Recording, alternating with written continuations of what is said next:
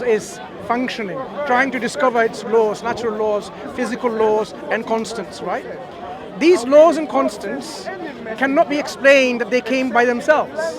You see, a law, like an abstract concept, cannot apply and enforce the law on anything because it doesn't have consciousness, it doesn't have awareness that it exists. A law, say a physical law, laws of gravity, for example. The law itself, just the crude law, it's not self-aware, it doesn't know it exists, so it cannot even apply to anything. So it looks like the law is being applied and enforced by something else, someone else, who we say is the lawgiver, the lawmaker.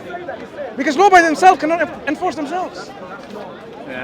Something needs to enforce, someone needs to enforce, and we say that's the originator of the heavens and the earth who has placed within our cosmos these laws of nature, how within us virtues and vices to avoid and so on. So if we are not grateful and thankful, then we're not fulfilling our purpose in life. Do you think all this intricate, beautiful, complex, harmonious assembly is there for no purpose? If I were to tell you like this one has no purpose, this cup, even this cup, made by, given to you by Pret to drink your coffee or tea, whatever.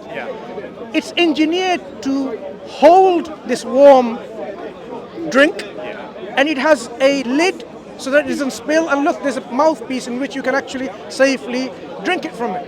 This is engineered with a purpose in mind. Yourself, the way you put together your eyes and your lungs and your heart and your kidneys, they are fulfilling a specific function and a purpose put together. There is a purpose behind all of this. Your eyes have a purpose. They don't hear, they see. Your ears have a purpose. They don't just hear, they also have a purpose of making you balance in a balance, right? Purpose of balancing. Your lungs is there to take in the oxygen and exchange the carbon dioxide. This is a system of exchange of gases to utilize the energy with the oxygen. Your heart pumps around all the blood. What's your point? Right, my point is, all of these things individually have a function and a purpose. You did not make any of those functions and purpose yourself. Your mom and dad did not put on a table with blueprints saying the eyes is going to see, the ears is going to hear. No one did that. But the fact that the functions are set, you as a whole, your purpose is not going to be made by you, just like you didn't make the purpose of your eyes to see. What is your purpose as a whole, which will be set by the one who's made you like that? I just try and be a decent person. That's what I try and be. Of course. No. I agree. We need to be decent. But there is something that we need to understand. The rights of us, the rights of other human beings, the rights of environment, but also the rights of our Creator. We want our rights. I don't want to be harmed by anyone. I want my freedom, my dignity respected, right? So do you. Yeah. You don't want to harm others because he has or she has their rights. Yeah. We don't want to harm the environment because the environment, the other things that lives around the environment, whether they be trees or insects, we don't want to harm them because they have a right to exist. Definitely. Good. What about the right of our Creator? What right are we giving to our Creator? The one who... If you believe that. We do believe, you do believe there is a Creator for all of this because it didn't just pop into existence like that. Nothing cannot make something. Evolution. Before the earth was even formed, there was matter. There was space. Is it possible nothingness made matter? You cannot, for instance, to imagine that the universe goes on forever, infinity, I can't even comprehend. You can't comprehend that. I don't believe the universe is infinite. The universe is finite. Where is it expanding? Because it's finite. I think it's beyond us. No. The universe is finite. Is the universe finite or infinite? Because if you look at the cosmic background radiation, that indicates that once the universe was dense and it was hot. So the cosmic background radiation, we have readings of that. And the fact, of course, there's something called redshift. There's enough kind of strong evidence to suggest that the universe is indeed expanding, and it was once a hot, dense kind of thing. Have you got coffee in there? No, it's Okay. I don't want you to get burnt. So then, if obviously it's expanding, when you reverse that time, it comes to a kind of point from which it came from. So a lot of scientists, I think the most prevalent theory today in science is the Big Bang theory. That's the best. The steady state theory is it's like kind of going against the tide sort of thing. So what do you think about cosmic background radiation? The fact that no idea. I mean, there's so many people here today, and everybody's arguing their point about different types of our religion. Not necessarily it's better, but there always seems to be, no, he didn't say this, he said that. And what I believe about in the Bible, I'm like that with the Bible as well, because the Bible for me was written, over 2,000 years ago by a men who I think put in what they wanted to put in because they could do that. That's why I was saying earlier, the stories of Mary Magdalene supposed to be married to Jesus barely gets a right in the Bible, because if you think back 2,000 years ago, we've even got men's clubs now, so 2,000 years ago, women really didn't get a say. So I sort of scratch my head. Everybody quotes from the Bible, but I don't believe necessarily that's what happened. I love watching programs like this. Watched a program about crucifixion, these archaeologists, and I can't remember the Roman chap who turned to Christianity. He had a dream, and it was just a cross. But when they looked into this, I'm sort of going off track here, but when they looked into it, and there was some very old buildings that they found, and they had a cross like this. It was a cross, like an X, not a cross as we know it. And they said that to be crucified, they have to be very efficient, and to have an actual cross, it wouldn't have happened, because by the time that this Roman general discovered that he wanted to embrace Christianity, it was 300 years before the last crucifixion, and people would go like, well, I can't remember how they did it, but he had a dream about a cross. And this was just a documentary. So they said when you were crucified, it was by an X very quickly, and it worked the same. And you would never have been crucified with your hands like this. You would have been crucified like that, because it's more painful, and the way that it goes in, it would have gone to your wrist and not your hand. Right. So there's, when you see every single thing in a church, it's through his wrist. So there's a lot lost. We don't really know. Let me ask you a question. Yeah. Sorry, what's your name? Gordon. Gordon. Yeah. So Gordon, let's just have a. I'm don't look at me. We're having a nice I know what I'm conversation. talking about. I just like. It's like you said, when it comes to Speakerscorner, everyone is kind of giving their points. Yeah. And how do you analyze those points? Yeah. By the veracity, by rationality, by logic, by common sense. I'm like sort of open-minded. You have to be open-minded. So let me ask you something. Hypothetically, let's just say you are to accept Islam. Yeah? What criteria needs to be met for you to say, you know what, Islam is the religion that's met this criteria, no other religion? List me that criteria. So if there was Christianity, Buddhism, or all these, well, I think Buddhism is a religion, but I couldn't really, because it would have to come to me. I couldn't.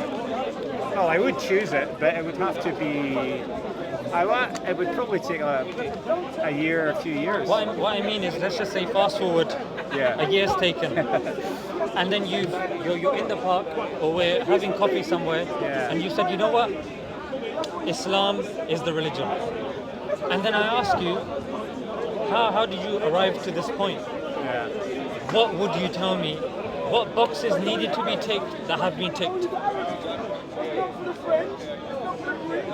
from my point of view, Because you've got to be sincere, Gordon, isn't it? If you're claiming to find the truth. Well, that's me being open-minded. So from my point of view, I'm not going to follow a religion. Maybe there's a bit of Buddhism in me, because I believe that everything has a right to live. Everything, no matter what it does or whatever, everything's got a right to live, and you should believe that at least. But I just generally try and be nice to people, and I think you get so many hypocrites who study religion, different religions, and I can't stand the hypocrisy of it. You're basically, right. That's maybe put a lot of people off. But I agree. religion. I mean, a sensible individual or somebody, I think nowadays, for you to be considered wise, I would say you have to adopt a philosophy, which is you don't judge the religion by the adherents of the religion. Yeah. Because if you do that, then even bus drivers, even cashiers, everybody, there'll be an issue with somebody with every religion. So you have to come back to something objective, logic, rationality, reason. So I guess what I'm saying to you is, logically, what would you say the criteria needs to be for you to go, you know what, it's Islam? Because in terms of implementation, I agree with you. There's all sorts of people and people pulling you in different directions. But let's just say we strip that to the side, and then we say, okay, rationality, what would you say? Yes. Would the concept of God in Islam need to make sense? Well, that's another topic. Probably the top of my head. Would you agree the concept of God foremost needs to make sense? You can't say, oh, God is a rat, someone stepped on it, and that's the end of it. Yeah. You'd say that doesn't make any sense. Yeah. The concept of God has to be such that your heart and your mind is in tune with it, sync with it. It tells you that God is the most perfect being, the most absolute being, who is self-sufficient, who is independent, who is not in any need, perfect. You will say, that seems to be the concept of God that I can accept, not a God who is deficient, imperfect, limited, weak, because that cannot be God, because the creator of this universe, this magnificent universe, the magnificent universe has to be created by someone who is so powerful. And now if I give an example of someone who is weak, how can you even say that? So it has to make sense. It also has to be a concept in which there is one absolute originator of this universe, not two. Because if there are two, there will be a conflict of will, and there will be chaos and ruin of this universe. If there are more than one absolute creator of our universe, what's going to happen? Well, can I ask you a question? When did you, as a child, you had been studying, you were a Muslim? Born as a Muslim, yes. Yeah. Everyone is born in either a Muslim or in a state of disposition of what we call fitrah. It is their parents, the environment that makes them Jews, Christians, fire worshippers, and so on.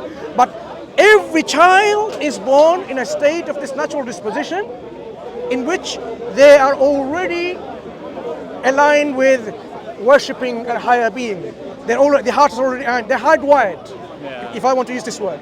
So if a child is left alone, without anyone indoctrinated them, they will have this belief there is someone creator up there who created all of these things. You don't have to teach them. It's there already programmed, hardwired. So I was born, of course, I was born in a Muslim family. Yeah. Some people may not be in a Muslim family, which, indoctrinates and changes their belief system. But it came to a point where we are discussing with other fellow human beings with different ideas and belief systems, different theologies. So you can't simply then stick blindly to your faith and say, I'm going to follow my forefathers. My belief in a scripture called the Quran tells me that this approach is wrong, because it says those people who follow and say, I'm going to stick to and follow my forefathers. The Quran says, what if they are wrong? What if they were wrong? So critical thinking is something that is really encouraged in Islam, to use the intellect. And the example I gave you earlier on, look at all this magnificent assembly and so on. It cannot be a product of nothingness, because nothingness itself does not have self-awareness, doesn't exist. How can it make something? But That's a belief, whether it be evolution, I don't know. No, before evolution, Yeah. if something exists now, let's try to understand one thing only. If something like you and I exist, could there be a time in the past there was absolute nothingness, where there was nothing, no energy, nothing? No, there's never been that, I don't believe. Is it possible that there was something like that, where there was nothing, and then something came? No, that's going back millions of years now. So Go, it doesn't matter how many millions and billions and zillions and trillions and quadrillions and a Googleplex years you want, right? I don't even know what the biggest number is, right? The fact is, nothingness cannot make anything. It doesn't have existence. So something existing now means something has to exist always. Now here is the problem with this. Something existing always, with no beginning. What is that something? Because something has to exist always. That something cannot be given properties, attributes or qualities or characteristics by something else, because there was no something else. This thing existed always without a beginning. So it must possess attributes and qualities inherently by itself. For example, energy or power, it possesses. No one gave it. The originator would inherently by itself possess energy or power. Would also possess a will, because from this no beginning entity we came with all this differentiation. Differentiation can only happen if someone wills it to make it differentiate like that. You choose it to be like this tall, that short, and so on and so forth. This choice was involved to make something like this in these differences. If there's a will involved, I mean this is a conscious entity with a choice. Now you know what we're getting at already.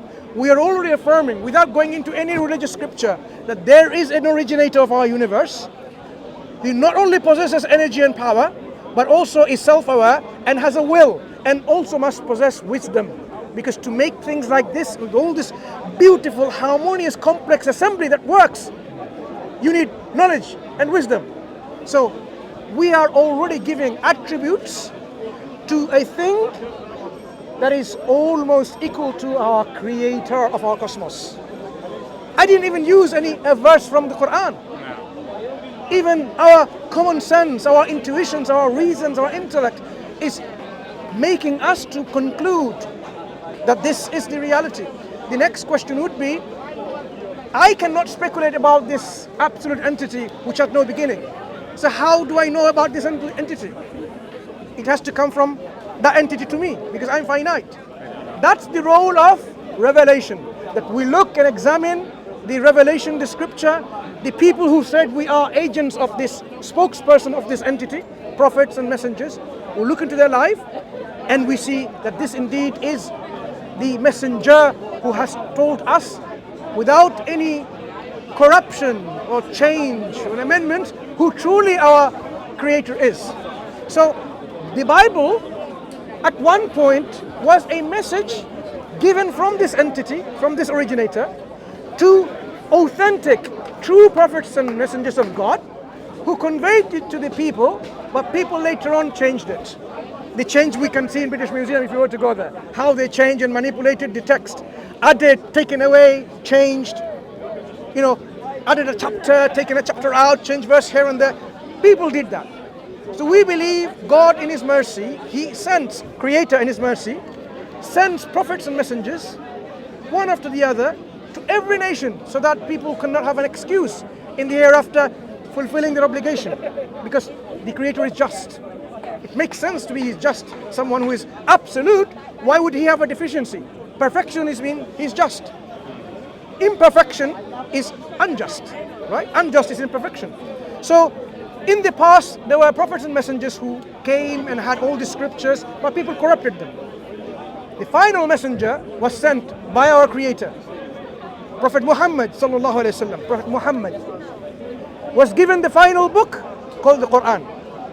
The difference between the previous books and the previous prophets is because there was going to be no other prophet, no other book, the Creator has taken himself the role of safeguarding it from any corruption. Because if that gets corrupted, then people will be at a loss. Because there's going to be no other messenger correcting this corrupted message. This message itself is now preserved. And that's why if you ask any Muslim about the Quran, anywhere you go on the planet, you say, okay, read me this Quran. And he would say, yeah, that's the Quran that we got from the Prophet. Memory and in writing. So preservation has guaranteed the text that was given, the guidance that was given, and the message that is within it. When you read the Quran, it says, I'll give you one example, a small chapter with 3 lines, and see whether it resonates with your heart and mind. It says, say He is Allah. Qul huwa Allahu ahad. Say He is God, Allah, the one, the only, the unique. Allahu Samad, the one who is independent, absolute, sovereign, self-sufficient, free from all wants and needs. Lam yalid wa lam yulad. That's the Arabic. He is not born, neither does He produce children. Walam yakul lahu kufuwan ahad. There is nothing unto Him, any likeness or any comparison. There's no similarity or likeness unto Him. One and only, self-sufficient, independent, absolute. Not born, doesn't give birth, no families, no offspring, and no likeness and similarities. Is there any difficulty your heart and mind have with that concept? Of course not.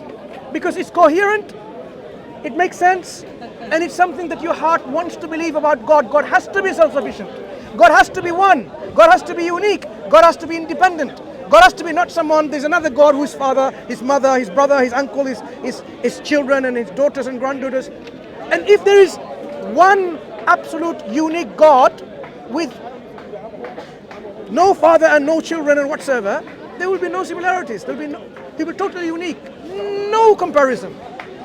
That is what we believe about our Creator.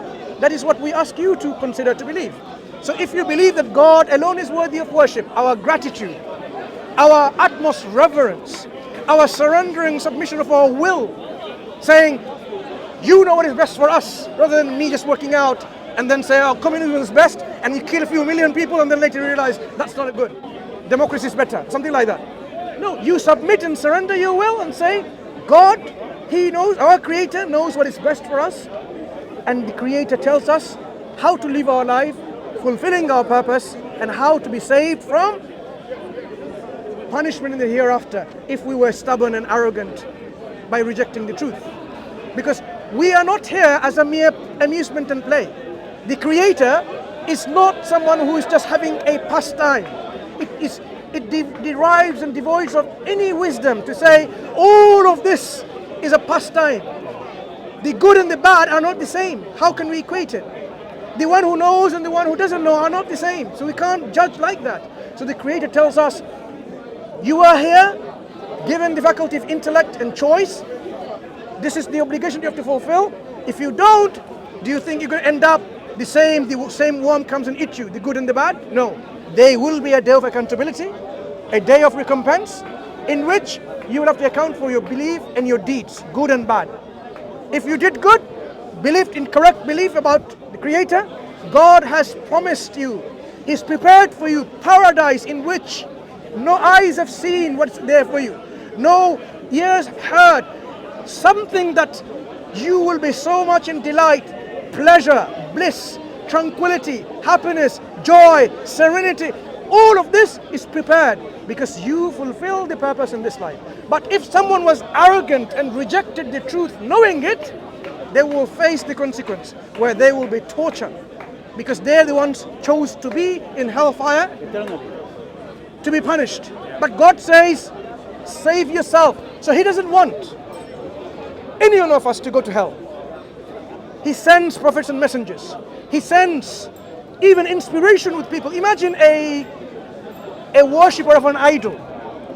A dog comes along while he is concentrating in worship, lifts his hind leg and urinating. It somehow stopped him from his meditation, and says, "What are you doing? You're defiling my God." Shouted at the dog. Dog start running. He start running after the dog. At that point, he realized, "Hang on. Why am I worshipping an idol who couldn't even save itself from defiling? How can it be God Almighty?" That was an inspiration at that time from the Creator to saying, "This is a false God." This kind of inspiration comes, God gives us to people here and there. People, what they do is they forego, they ignore these opportunities, and they say, "Oh, God hasn't guided me. God hasn't given me anything." He's given you clear evidence in the Quran. He's given you within your own lives, in examples in your life. You suddenly see this, and a spark comes along, and you're saying, "I still don't see any evidence, any proof for God." These people, they will be accountable for their negligence, for not using their intellect properly, because the intellect has a role to play, and if you did not fulfill the role of the intellect, you will be responsible. So if God gives you a job to do, for example, and you don't do it, you will be accountable, because He didn't just simply say, "You know what, all of this intellect to discern between right and wrong, truth and falsehood," and you just sat there, you made them both the same.